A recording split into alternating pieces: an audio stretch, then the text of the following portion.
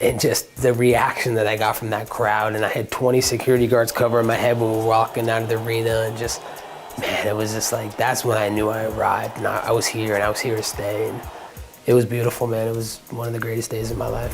The anticipation of it, like just sitting in a hotel room in Macau, China, you know, a beautiful Marina Bay Sands that the UFC provided, just being so nervous, like, man, I'm about to get into a fist fight this weekend with a guy that I have no idea who he is. He lives somewhere in China, and he's coming to hurt me. So it was a lot of nerves to channel coming from wrestling, going to the big stage in the UFC, and all the attention that comes with it. I just came out like a bat out of hell. I wanted to put on a pace that no one was going to be able to match. I just remember taking him down, slamming him, and getting some heavy ground and pound on him. And I just took the fight out of him. I could see his soul leaving his body, and it was vicious. And that's what really set the tone that I was a fighter and I was here to stay. Robbins right on top of the action.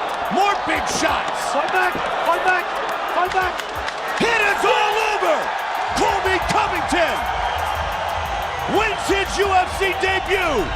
This is the first time I had a fight where a guy was trash talking me, and he was talking like he was gonna, you know, take my lunch money, and he was gonna beat me up, and my mom was gonna be, you know, not proud of me anymore. So I really had bad intentions for this guy. Like before, I was just here for sport, you know. I love the UFC, and I just want to fight and prove I'm the best. But then it was like, man, this is a bad blood fight, and you know, I gotta go settle this guy and shut this guy's mouth. What stuck out is just my evolution of striking. You know, I landed a lot of big shots on the feet with him. I landed a front kick that I saw wall with him big time, and just remember that, like, really being the turning point of really feeling like a vicious, you know, lethal weapon, and you know, I haven't looked back since it. That's it. Hit is all over. That's it. That's it. Mark Smith stops the fight. Colby Covington earns the TKO.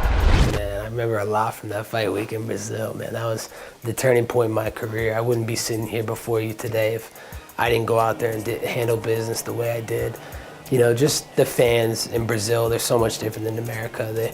They scream at you, they scream this chant, "You vai morrer," which means you will die. And Brazil, you're a dog. All you filthy animals suck. I got one thing to say. Tyrone Woodley, I'm coming for you. If you don't answer the front door, I'm going to knock it in, and I'm going to take what's mine, that welterweight belt.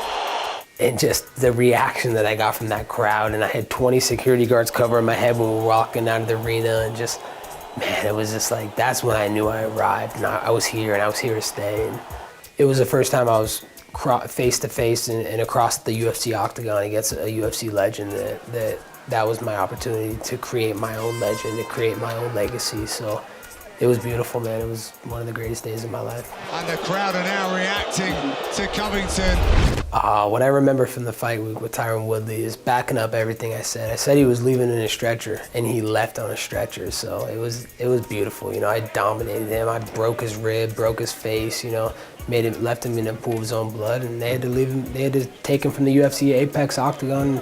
They had to take him out on a stretcher, and it was just so great to see his face in the back, because he had talked so much smack for so many years, but I always knew I was a better fighter than him, and he was not on my level. So it was beautiful to send off Tyron Woodley into retirement. That's it. So that is it. Don't run on me. Perhaps a rib injury for Tyron Woodley. What? I want my belt back. Where's my belt? Where you at, Usman? Where you at, Street Judas? What?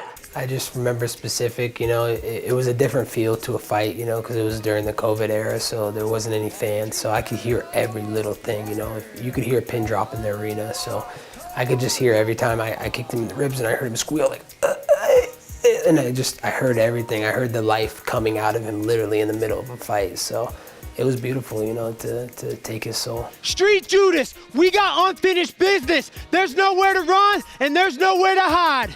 I'm coming for you. You're next! Oh man, it's been a memorable week, you know, from you know, fighting, you know, on the small shows to now, you know, on the biggest arena of the earth, you know, T-Mobile Arena, the fight capital of the world, Las Vegas, Nevada, you know.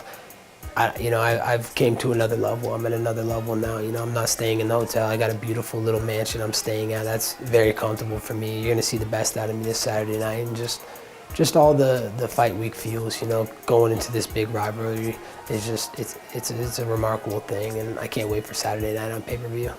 Yeah, it's gonna be memorable, you know, talking the talk and walking the walk. This guy's talk the talk, but he can't walk the walk. So, you know, it's going to be really great to inflict a lot of pain on this guy, this individual who backstabbed me. It's going to be great to settle this rivalry.